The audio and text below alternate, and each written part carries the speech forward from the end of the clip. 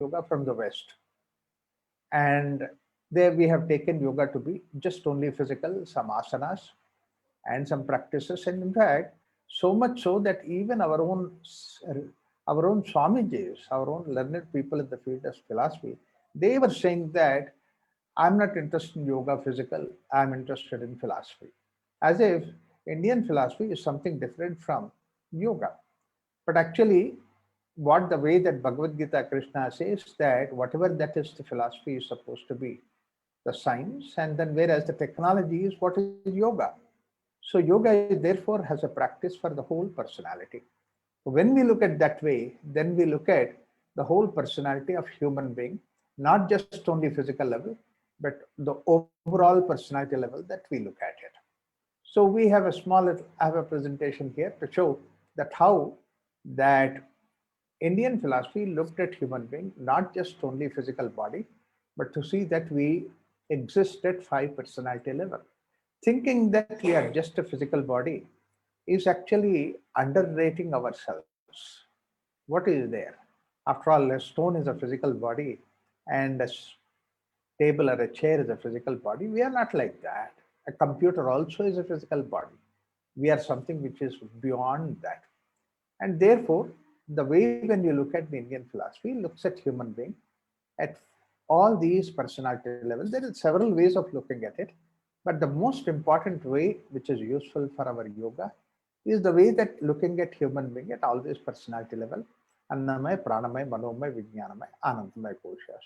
It's a very nice discussion that goes on between the student and teacher to actually make the student to understand from his own experience that he is not the physical body.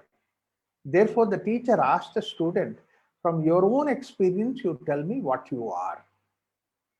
And as a simple idea that the student comes back to the teacher, yes, I experience that I'm this physical body. And which he calls it as Annamaya Kosha. Yes, it is what normally everybody's experience. But then he says, that's not sufficient, go deep. When you go deep, a little bit of intellect, trying to understand deeper, you realize that physical body is outside, but you are somebody who is making use of this physical body. That's why we say that my hand, my leg, I have seen with my own eyes. That means to say, eyes are outside as an instrument. I'm behind it. It's like my pen, and then my computer, my laptop, my cell phone. Like that, we say that this is also my body. That itself shows that you are not the body, you are somebody deeper than that. A simple argument. Then what is that who is using these things? If you look at it, a immediate idea is that it is an energy like thing which is using this. Energy is using these things like the way that energy using the car to move. And that energy is petrol. Like that, what we say, what we use is, what is using this body is the prana. Therefore, the student comes back to teacher and says that I am this pranamaya kosha, and all throughout this body, this prana is there, which is making me to do it. As long as prana is there, I'm here. The moment prana is gone, I'm gone. So therefore, I'm the prana. That's a very simple argument. Probably he came across a dead body where people are sitting around the dead body crying. Why are you crying? Say the person is no more. But then whole body is there and he's lying down. He said, no, no, no. He is not there anymore. Body is lying, but an hour ago prana is gone, so therefore he is gone. So as long as prana is there, we are here, and prana is gone, we are gone. Not only when the dead body you see, but even in this living body also, wherever prana is not there, we are not there. Like for example, your nails, you clip the nails. There is no prana. That's why it is just only the dead body that you take out. Your hair, there is no prana. Therefore, you go to the barber and he cuts his hair. It doesn't hurt you because you are not there. We know that it's our own simple experience. It doesn't require any high technology to understand about that. We all know that. But look at the amount of time and money we spent in maintaining hair and nails. It's all housekeeping, nothing to do with you. So we are supposed to be somebody who is behind this prana, behind the physical body. That's what is prana. But then the teacher says, find out further. That means to say, physical body is there, prana is also there. Many times you are not there. How? It's a very simple thing is that if your mind is not here, you are not here. If your mind is elsewhere, you are elsewhere. Like, for example, you are walking on the road, thinking of something else, mind is elsewhere, and then somebody comes across in front of you and says, Namaste, sir. You didn't even hear that. He greets you. Tomorrow, next day, when you meet him, he says that, Arey bhai, hum to namaste kiye the. Oh, I was thinking of something else. That means mind is somewhere else. So in my class today, in my lecture today, so many of you are there. I'm so happy. Physically, you are there. Prana is also there. I don't know whether your mind is there or not. I hope that you are there. So the student is excited. Actually, man is supposed to be mind. Mananamiti manushya. That's what in Sanskrit we say. But then the teacher says, go further. That means you are not just only the mind, but you are somebody who is driving the mind. If mind goes here and there, don't you tell the mind to be here? Like in the traffic, when you are going, suddenly mind wanders here and there because somebody is talking to you. You immediately respond saying that, please don't disturb me now. Let me put my mind on the traffic. So that means to say, you are using the mind. This is what Shankaracharya says. Mind is an instrument in your hand, like the way a sickle is an instrument in the hands of farmer. But then, what is that? Very simple thing is, whatever that manages all our activities appear to be intellect. You see, today all this technology development, everything has happened because of man. Not any dog or a cat or anything like that has done that. Man has done that. And what is that extraordinary thing about the man which has done this? It is basically the intellect.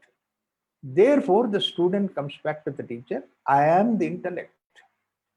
I am the Vijnanamaya Kosha. Vijnanadhyeva khalu imani bhutani jayante. Vijnanena jatani jivanti. It is because of the intellect all this whole creation has taken place, development has taken place. Therefore, I am the Vijnana. But the teacher says, find out further.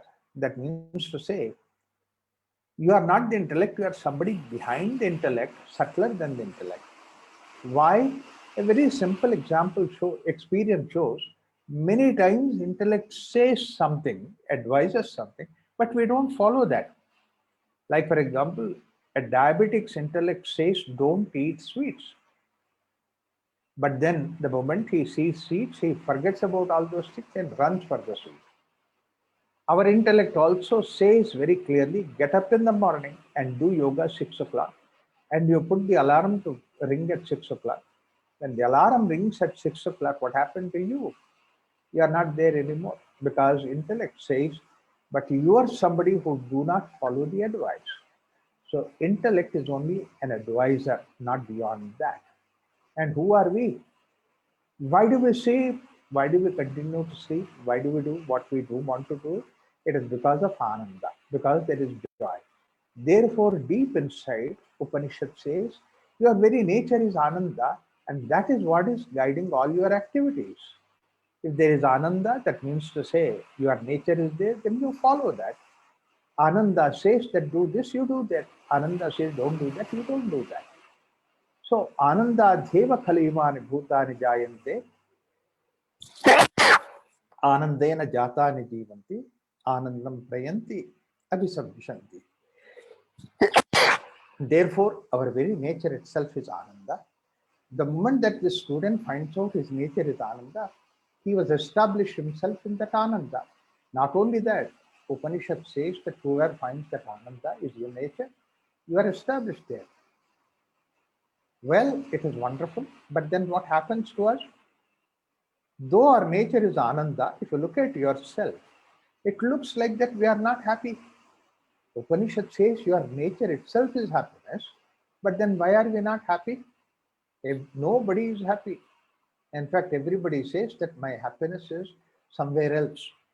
I go on a vacation next week, then I will be happy. And particularly today, people say, wow, what a misery. Once this COVID goes away, then we will be happy. That means to say we are all away from our own nature. At every personality level, we have come away from our nature. At the physical body level, our nature was to be relaxed. Look at the children, they are always relaxed. They're always relaxed. They walk relaxed, run relaxed, they fall relaxed. That's why when they fall, they don't break their bones because that they are so relaxed. So, but whereas we, as we have grown up, tension is the way we have come away from our nature. Body is tense. Look at the simple example of the children.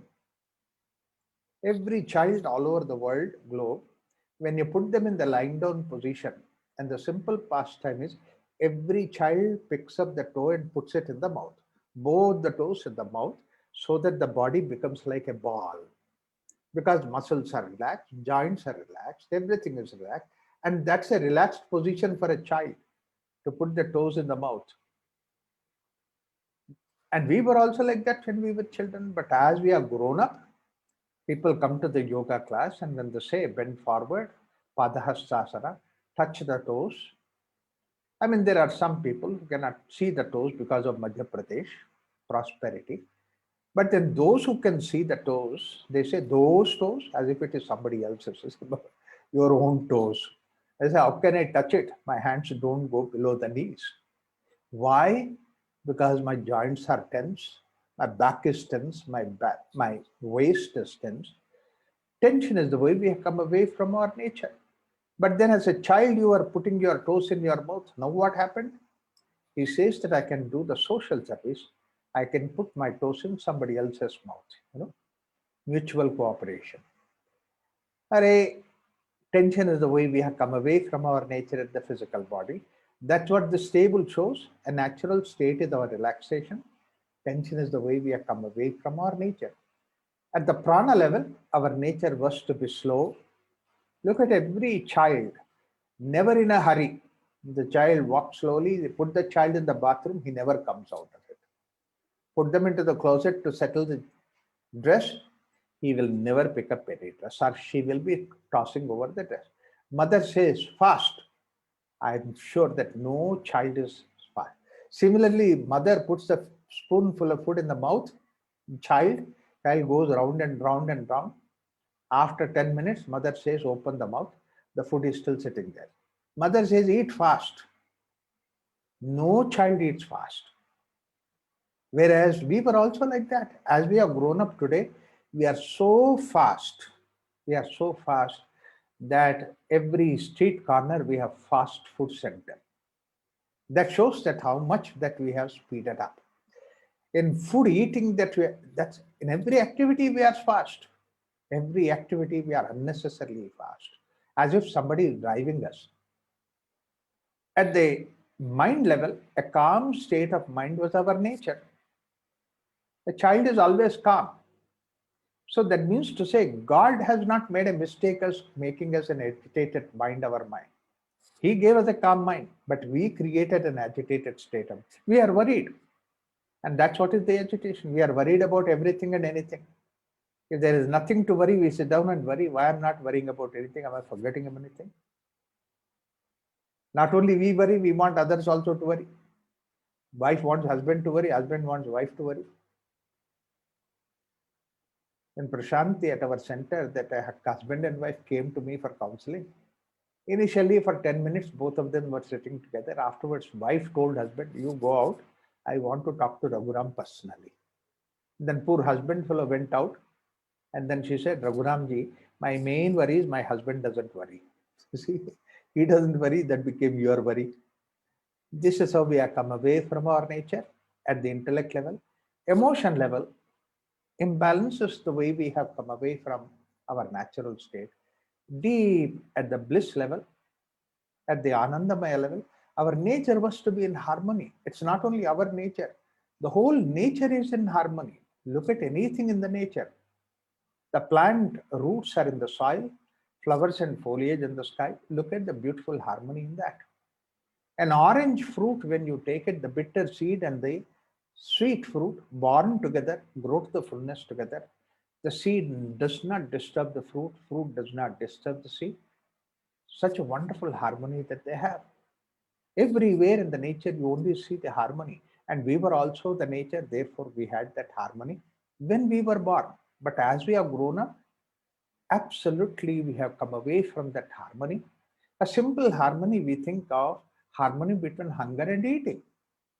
And look at the way we eat, because not because we are hungry, we eat because the item looks very sweet, nice, looks very good, or it is time to eat, or if I don't eat now, and another important, I pay for that, so I have to eat. All this kind of reasons for eating, but not because hunger and eating are together. There is no harmony. The same way, exertion, exhaustion, and the sleep, they are not in harmony. That's why we suffer from that. Our systolic, diastolic pressures are not in harmony. What an unfortunate thing that is. Disharmony is the way that we have come away from our nature. So at all these personality level, we have come away from our nature. Another very interesting fact about this is our nature itself is health. That's why in Indian philosophy, health is known as swastha in Sanskrit. And that's what is adapted in most of the languages. Swa means self, stha means being. When I'm in myself, that's what is health. When I'm away from myself, that's what is sickness. So therefore, relaxed, slowness, calmness was our own nature. That's what is swastha. Tension, speed, agitation, away from our nature, that's what is sickness. So this itself will give us an idea that what should I do for the sake of health? Go back to your own nature. Don't have to do anything. Sickness, we have come away from our nature. Health, we have to go back to our nature. That's a very simple thing. And to go back to our nature, we don't require any reason. To be healthy, you don't require any reason. To have sickness, you have to have a reason. I mean, it's a very simple logic I'm talking about. See? Like, for example, you meet a friend after a long time, and then that person says that, ask, you ask that person, how are you doing? That person says, I'm fine. You don't ask the question, oh my God, why are you fine? To be fine is your own nature. If sickness is there, then you ask, why do you have that sickness? Like, for example, Mullah Nasruddin, I met him on the way. And then Mullah asked me after a while that, Raghuram, how are you doing? I said, I'm not doing well. Why? I have a severe headache. Then Mullah asked me, why do you have headache? I said, you are talking to me. The reason is there itself. See, sickness has to have a reason. Health does not require a reason. So going back to our health, our own nature, is what is the definition of yoga given by Patanjali. Tatha drashtuhu swarupe avasthanam. Drashtu is the practitioner. Swarupa, he is established in himself. Tatha drashtuhu swarupe avasthanam. But then how to go back to my nature? At the body level, physical level, relaxation is the way that we go back to our nature. That's what is the definition of asanas. In fact, Patanjali gives the definition of asana, sthira sukham asanam. You see, sukha we know is relaxation. And not only that, further next sutra, he further emphasizes that saying that prayatna shaithilya ananta samapatebhyam. Prayatna is effort, and then shaithilya. Effortlessly, you are staying in the state of relaxation. That's what is the asana. Similarly, at the prana level, Patanjali's definition of pranayama is Shwasa Prachwasa Gatir Vicheda Pranayama. Gati means speed, Vicheda, cut down the speed. See how beautifully Patanjali has made it so clear. It is like he has opened the banana and gave us the fruit. Such a simple way. Similarly, a conscious process of calming the mind is the idea of meditation. A conscious process of correcting our intellect, wisdom, and that's what is Jnana Yoga. Correcting our imbalances and go to the balanced state of emotions is what is Bhakti Yoga. When you do all these different varieties of yoga at all these personality level, underlying all these yogas is in every activity you bring in that blissful nature of yours. That's what is Karma Yoga. So all these yogas are helping us to go back to our nature. Therefore, the definition of yoga is a conscious journey to go back to our nature. Yoga is therefore not doing, it is undoing. It's undoing. Look at the way tension, speed, agitations are all doing. Relaxation, slowness, calmness are the state of being. So somebody has given a very beautiful poetic definition. Yoga is a conscious journey from doing to being. In fact, we are wrongly called as human beings. We should actually be called as human doings. When you do yoga, you become a human being. That's a simple thing. Yoga is nothing mystic. Yoga is nothing like acrobatic posture. I mean, people have given such a wrong understanding because of the Western borrowed idea of yoga. More complicated posture, you are a more advanced yogi. This is how, unfortunately, they give that kind of a idea.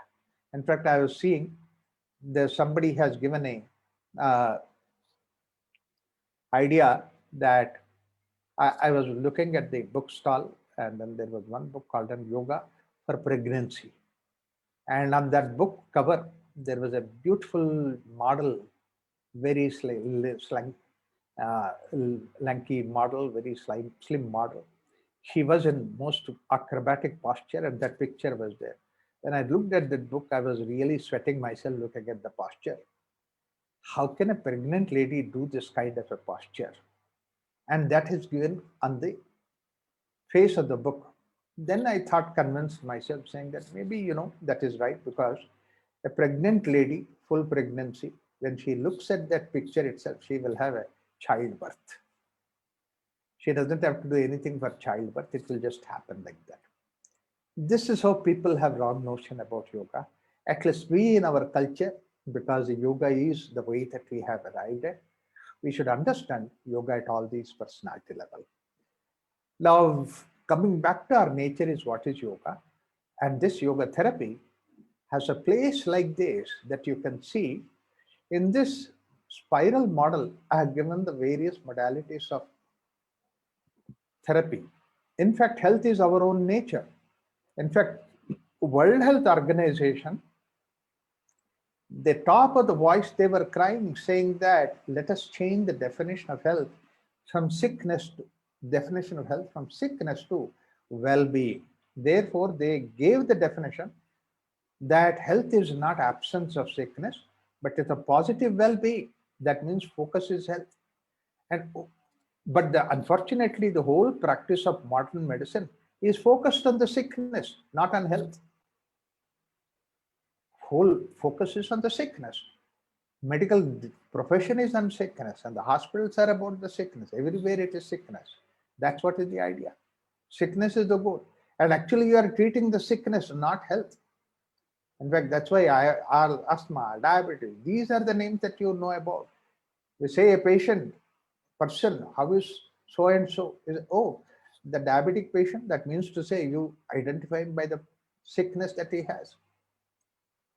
Mullah Nasruddin, a friend came to Mullah Nasruddin and said that my uncle is suffering from diarrhea. I went to several doctors and there is difficulty, and because so I came to you. Mullah said that yes, I give it up. I give a medicine. Give this medicine for 3 days a day, 2 times a day, so that diarrhea will stop. And that person took that medicine, went away. A month later, Mullah met his friend in the market and asked, how is your uncle doing? The friend replied Mullah, saying that my uncle is no more. He died. Mullah asked him, it's all right, he died, but did his diarrhea stop or not? Because my medicine is for the sake of diarrhea, not for your uncle. This is what the medicine is all about. The focus has to be changed towards health. And if you core is health, our own core is health, our nature is health. That's why in this graph, in this spiral, you see that the core is health, and that is what is our nature. And look at the way from the bottom of this, that when you go up, the arrow shows upwards. And then yoga is the first important step to see that how you go back to your nature. So you have come away from your nature. First thing, that means to say primary therapy, main therapy should be that you give yoga so that somebody can go back to his nature. That's why yoga therapy should become the mainline therapy. When yoga cannot help, then we try to go for a natural methods. And this is what nature also adapts. So look at your dog or a cat. When the stomach is upset, they just do the fasting, and the fasting will bring them back. Or if it is not sufficient, that they will take a lot of water and then they puke it out. They vomit and everything comes out. And then they become healthy. These are all the techniques which are there in the naturopathy. Further, when you go away from your nature, then what happens is that we give some herbs, we give some natural ingredients. It's not any artificial chemicals, but the natural ingredient. And all those ingredients are the things which can have some therapeutical value. And this is what is Ayurveda. In fact, look at the way that Indian medicine is called as Ayurveda. The very meaning is the knowledge of the health. Ayuhu is health. So our focus is on health, not on sickness. And Ayurveda, that means to say, thousands of years ago, our focus was on the health as the way that World Health Organization said, not on the sickness. And we gave all these herbs and various combinations and all that, which are supposed to be natural combination, which will help you to get back to your nature. So therefore, Ayurveda is the next step. Only when we cannot bring you back, we go far away, farther away in the spiral, away from our core, then maybe for a short period of time, we may have to take some chemical. And that chemical is what is modern medicine. So that, like for example, my headache is so much that I cannot practice yoga, I cannot practice naturopathy. Then I say, all right, take me a small, like, let me take some small little paracetamol, which will take care of my immediate headache. But later on, that to gain my health, I will go back to my yoga, my naturopathy, and all those things. So therefore, modern medicine is the fifth step in the management of, fourth step in the management of your health. Otherwise, health is your own nature.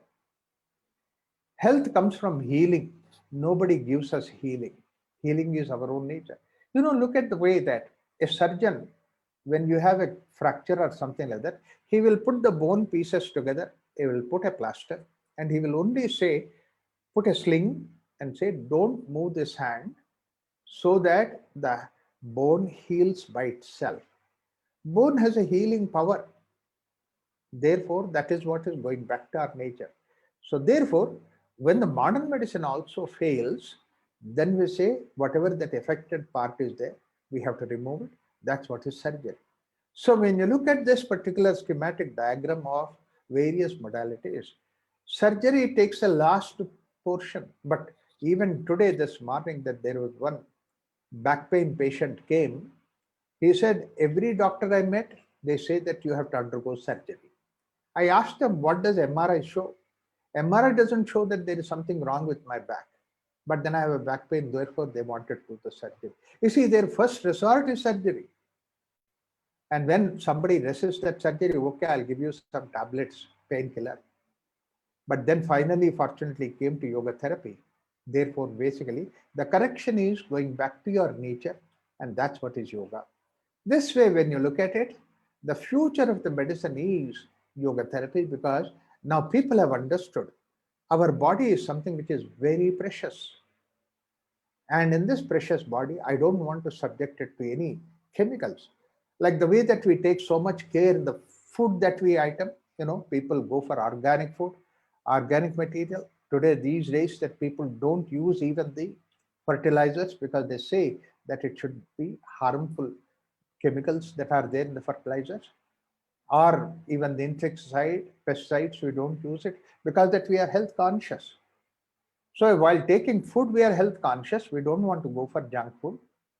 In the lifestyle that we are going to be health conscious in this way, that when we are that health conscious, let's see, even in the medicines also, let's go to the health conscious in the sense that as minimum as possible, we subject ourselves to the modern medicine.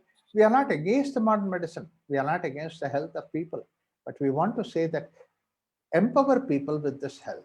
This is what is the modality of yoga therapy. The future generations, they would like to go back to the health by their own yoga practice.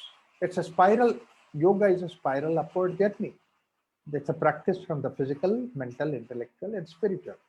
Sickness to freedom, from sickness to positive health. Life grows from the material to spiritual.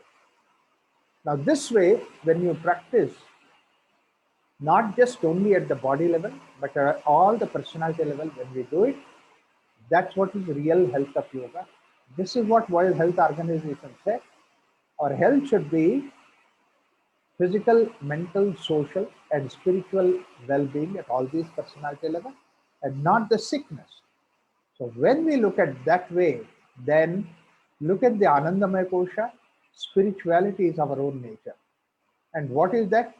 We have seen that what happens at the Anandamaya Kosha is supposed to be that we are in harmony. And today, look at the level of the harmony in the world. The world is away from this harmony. Very important thing is that the kind of fights going on, the kind of disturbances going on, two people in under one roof, they cannot live in harmonious way. Why? Because we have disharmony within us, and the same disharmony manifests outside. So we find fault with somebody. When two individuals are two different people, why not we just accept them as they are? Why not we have that idea of acceptance? This rising from the level of complaint to acceptance is the way that we become spiritual. Not only acceptance, but we appreciate. In the name of religion that we fight, in the name of borders that we fight, in the name of man and woman that we fight, in the name of education we fight, in the name of opinions that we fight. We keep fighting all the time because we don't have harmony. Today in the world, what is that? What is more required is a health which has this harmony as an integral part of it.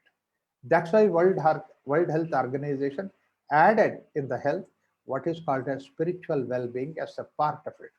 And only the way that we can bring in that spiritual well-being component in the health part is by introducing yoga therapy as a part of our health management.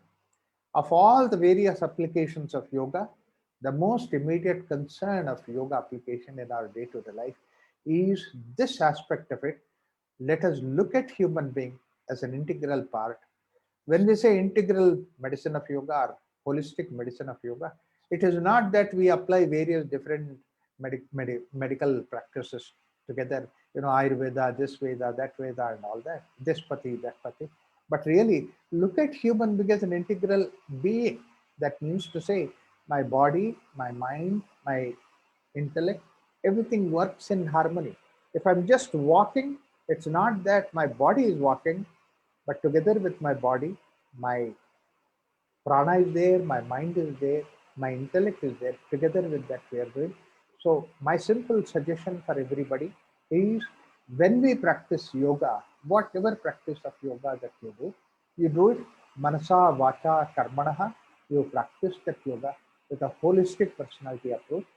That is the right way of doing it yoga. When you don't do that way, it's nothing but a physical exercise. Let us not convert yoga to a very normal, simple physical exercise. It's a very important practice that we do. Let's understand this yoga in that way as a holistic personality approach. And this is the message Krishna has given to Arjuna. Arjuna did not require lack physical fitness. But what happened was his psychology was disturbed and it was not cooperating at the body level. When he wanted a cooperation at the soul personality level, Krishna has given the greatest of the yoga texts that we have. That's what is Bhagavad Gita. So with these ideas, the holistic approach of yoga, let us try to practice this. Let's bring about this in the case of this yoga therapy series of lectures. Let us try to understand this holistic way. We become the leaders of the world in the way that exists in the field of yoga, understanding yoga in a holistic way. Let us lead the world in a proper way in the right direction. So with these few words, with the parting, giving final message, essence of the whole thing, let us have this confidence to say that our nature is health. That means to say you are positive in your health. That is the first aspect of it. Our nature is not sickness. Our nature is health. Sickness is something which comes and goes. That's all. And second thing is we are not just only physical being. We are the holistic being At the gross level, we are the physical body, but at the subtlest level, we are the divinity, we are the spirituality. That's what Swami Vivekananda gave us a message 150 years ago. Each soul is potentially divine. Let us have that divinity within us, understand and receive further. And that divinity is what is health and what is our nature, what is the spirit within us. With these few words, I thank you all for giving me such a wonderful opportunity to share my ideas with you. I hope these ideas really benefit you. Thank you so much.